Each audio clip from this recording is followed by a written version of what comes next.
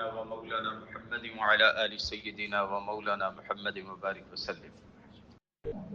عن ابن عباس رضي الله عنه قال: إني لواقف في قوم فدعوا الله لعمر وقد وضع على سريره إذا رجل من خلفي قد وضع مرفقه على منكبي يقول: يرحمك الله، إني لأرجو أن يجعلك الله مع صاحبيك، لأني كثيرا ما كنت أسمع رسول الله صلى الله عليه وسلم يقول: كنت وأبو بكر وعمر وفعلت وأبو بكر وعمر وانطلقت وأبو بكر وعمر ودخلت وأبو بكر وعمر وخرجت وأبو بكر وعمر فالتفت فإذا علي بن أبي طالب.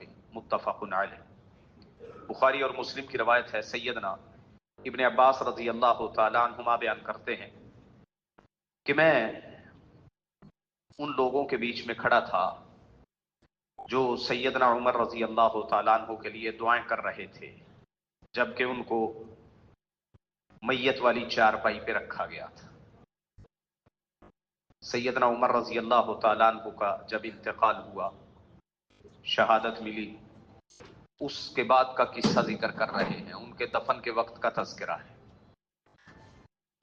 تو اتنے میں ایک آدمی نے اپنی کوہنی میرے کندھے پہ رکھی اور پھر کہنے لگے سیدنا عمر رضی اللہ تعالیٰ عنہ کو مخاطب کر کے: اللہ آپ پہ رحم کرے، مجھے پورا یقین ہے کہ اللہ آپ کو آپ کے دونوں ساتھیوں کے ساتھ ملا دے گا، یعنی ابو بکر اور اللہ کے نبی صلی اللہ علیہ وسلم.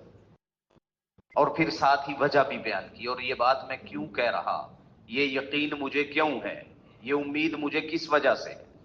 اس لیے کہ میں نے بہت زیادہ مرتبہ، میں نے کثرت سے اللہ کے نبی صلی اللہ علیہ وسلم کو یہ ارشاد فرماتے ہوئے سنا کہ میں اور ابو بکر گئے، میں اور ابو بکر ہم نے یہ کام کیا، میں اور ابو بکر چلے، میں اور ابو بکر اور عمر داخل ہوئے، میں ابو بکر اور عمر گئے، میں ابو بکر اور عمر ہم نکلے، میں ابو بکر اور عمر، میں ابو بکر اور عمر. بار بار اللہ کے نبی صلی اللہ علیہ وسلم یہ تذکرہ فرمایا کرتے تھے.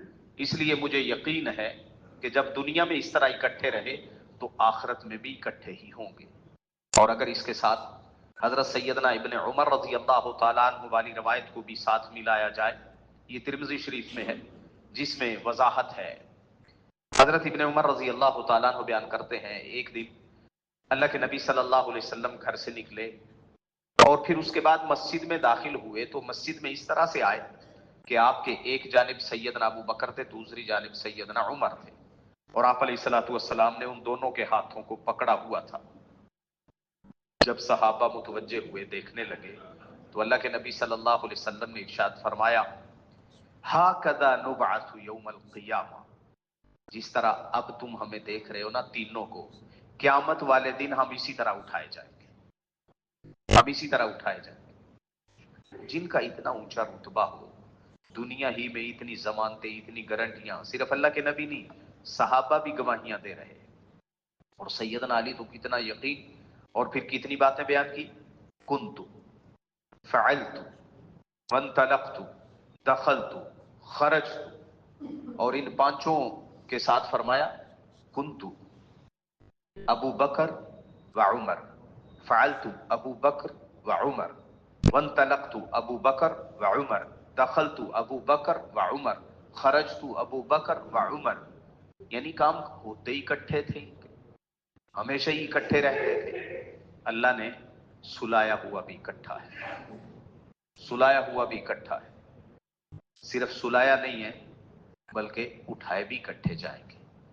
اللہ رب العزت ان لوگوں پہ کروڑوں اربوں رحمت نازل فرمائے اور ہمارے دلوں میں ان کی بھرپور عقیدتیں بھر دے اور نصیب فرما دے. آمین.